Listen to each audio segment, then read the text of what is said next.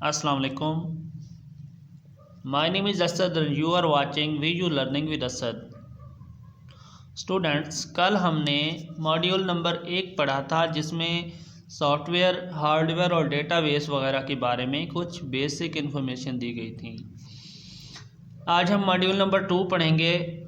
Exam के हवाले से तो ये भी ज़्यादा अहम नहीं है, बस चंद बेसिक बातें हैं जिन्हें इतना लेंथी कर दिया गया है। बहरहाल इसमें जो चीज़ें अहम हैं वो हम देख लेते हैं और जो गैर ज़रूरी हैं इन्हें स्किप करते जाएंगे। तो चलिए जनाब शुरू करते हैं। सबसे पहले है ब्रीथ फर्स्ट लर्निंग। इसकी डेफिनेशन मैंने ये पीले कलर में हाईलाइट कर दी है। The breath first learning help the students to first now what they will be learning in the whole degree programme.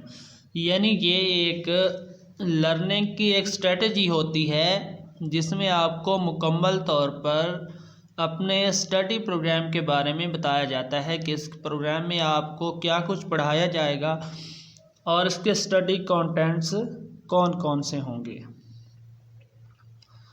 इसके अलावा यहाँ पे दूसरी भी एक स्ट्रेटजी डिस्कस की गई है। The other strategy is called depth first learning which one particular course is first covered in details. यानी इसमें हम स्टेप बाय स्टेप लर्निंग करते हैं। पहले आपको एक मुकम्मल प्रोग्राम पढ़ाया जाता है, मुकम्मल कोर्स कवर करवाया जाता है, इसके बाद आप नेक्स्ट कोर्स पढ़ते हैं। इसे हम डेप्थ फर्स्ट लर्निंग कहते हैं।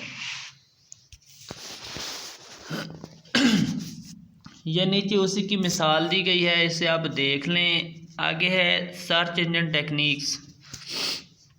इसमें सर्च इंजन्स के बारे में बताया गया है। ये भी आगे डिटेल से आएगा, जैसे कि गूगल एक सर्च इंजन है, याहू एक सर्च इंजन है। इसमें हम सर्च कैसे करते हैं या ये क्या टेक्निक्स इस्तेमाल करते हैं, इसके बारे में बताया गया है। हिस्ट्री ऑफ कंप्यूटिंग ये ज़्यादा अहम नहीं है, ये आगे पूरा डिटेल से एक मॉड्यूल आएगा। डेटा यूसेज ये भी ज़्यादा अहम नहीं है। इसमें डेटा यूसेज के बारे में बताया गया है कि जो डेटा हम कंप्यूटर में इंटर करते हैं वो कैसे स्टोर होता है और कौन सा हार्डवेयर और स्टोरेज उसके लिए चाहिए होती है।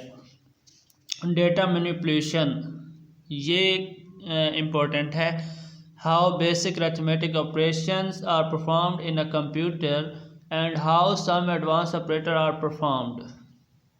यानी डेटा मैनिपुलेशन किसे कहते हैं कि ये जो अरिथमेटिक ऑपरेटर होते हैं, डिवीजन, सब्ट्रैक्शन, एडिशन और मल्टीप्लिकेशन, इन्हें हम कंप्यूटर सिस्टम में कैसे इस्तेमाल करते हैं और कंप्यूटर सिस्टम में ये कैसे परफॉर्म किए जाते हैं, इस सारे प्रोसेस को हम डेटा मैनिपुलेट करना कहते हैं।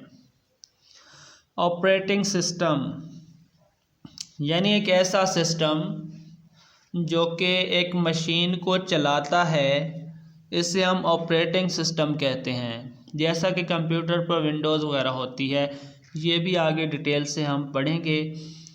नेटवर्किंग एंड इंटरनेट, इसके बारे में आप अच्छी तरह जानते हैं, ये कोई बेसिक चीज़ नहीं है, इसके बारे में सभी जानते हैं। एल्गोरिथम्स ये हम पिछले लेक्चर में डिटेल से पढ़ चुके हैं, बहरहाल जहाँ मैं आपको दोबारा बता देता हूँ। We define algorithm as set of steps in a sequence to perform a certain task. यानी एल्गोरिथम स्टेप बाय स्टेप एक काम करने का तरीका होता है।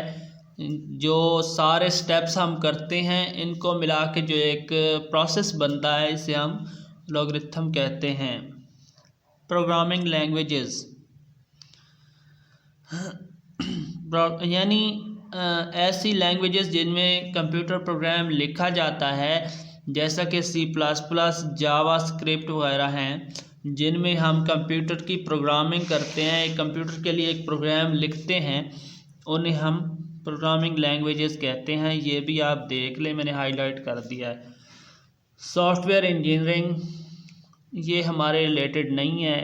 डेटा एब्स्ट्रैक्शंस ये कुछ इम्पोर्टेंट है, इसे आप देख लें। इन computer science designing a complex and large systems become a challenge when we discuss design as great depth. Data abstraction hides complexities from the designer and helps.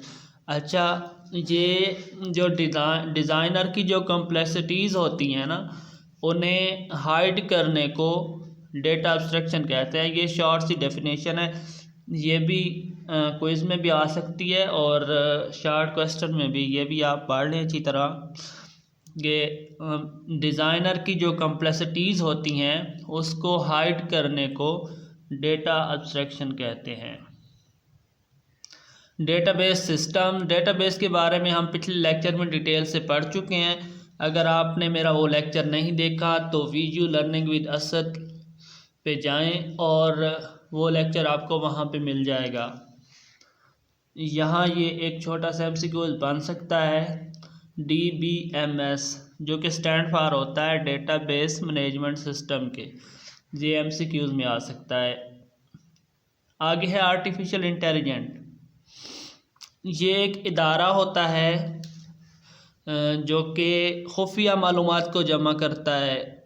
जैसा कि खुफिया सिक्योरिटी एजेंसीज होती हैं, उसी तरह ये भी एक इदारा होता है जो कंप्यूटर से मुतल्लिक खुफिया मालूमात को जमा करता है। AI इसका स्टैंड फॉर होता है आर्टिफिशियल इंटेलिजेंस। ये शॉर्ट क्वेश्चन में भी आ सकता है और MCQs में भी। ये आप अच्छी तरह देख लें। आगे है content filtering, spam, international laws.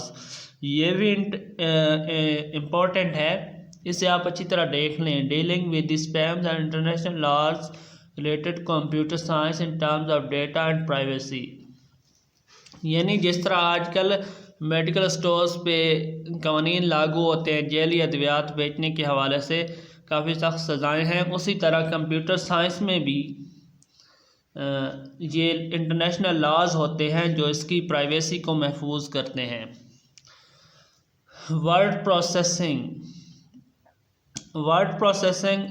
Basically तो ये डॉक्यूमेंट्स बनाने और वेबसाइट्स बनाने के हवाले से है। बहरहाल ये भी आगे हम डिटेल से पढ़ेंगे। MS वर्ड, MS ऑफिस का एक सॉफ्टवेयर होता है जिसमें हम डॉक्यूमेंट्स वगैरह क्रिएट करते हैं। Presentation development, we will cover Microsoft power point tools in details.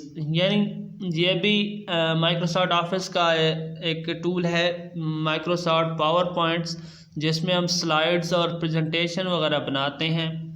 ये भी आगे डिटेल से हम डिस्कस करेंगे।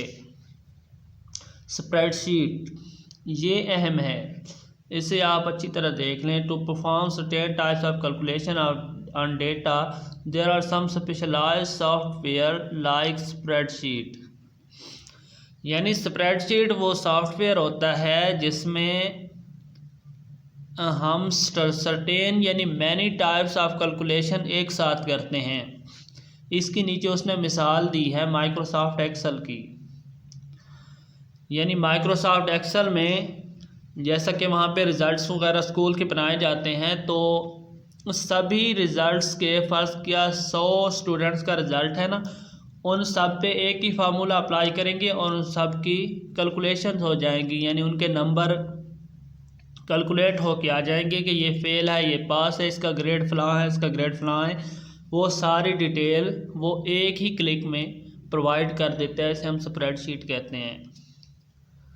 डेटाबेस MS एक्सेस, DBMS, ये फिर से वही शॉर्ट फॉर्म इस्तेमाल हो रहा है। बहरहाल ये भी आप देख लें, ये भी MS ऑफिस का एक सॉफ्टवेयर है, MS access. Web page development, we will also learn that how a web page can be made easily using built-in tools like Dreamweaver। ये वेब पेज डेवलपमेंट के हवाले से है कि आगे हम तफसील से डिस्कस करेंगे कि एक वेब पेज को कैसे बनाया जाता है और उसके लिए क्या कुछ टूल्स हमें ज़रूरत होते हैं। आगे मॉड्यूल नंबर 3 शुरू हो रहा है, तो आज का लेक्चर हम यहीं पे ख़त्म करते हैं। अगर आपको कोई बात समझ ना आई हो तो आप कमेंट्स में पूछ सकते हैं। और अगर आपको लेक्चर अच्छा लगा हो तो इसे लाइक करें, अपने दोस्तों के साथ शेयर करें और हमारे चैनल को सब्सक्राइब करना बिल्कुल ना भूलें, ताकि हमारी भी हौसला अफजाई हो और हम खुशी खुशी आपके लिए आइंदा लेक्चर्स बना सकें। तो आज का लेक्चर यहीं पे ख़त्म करते हैं, मिलते हैं अगले लेक्चर में। तब तक के लिए इजाज़त दीजिए, अपना बहुत सा ख्याल रखिए। अल्लाह हाफिज़।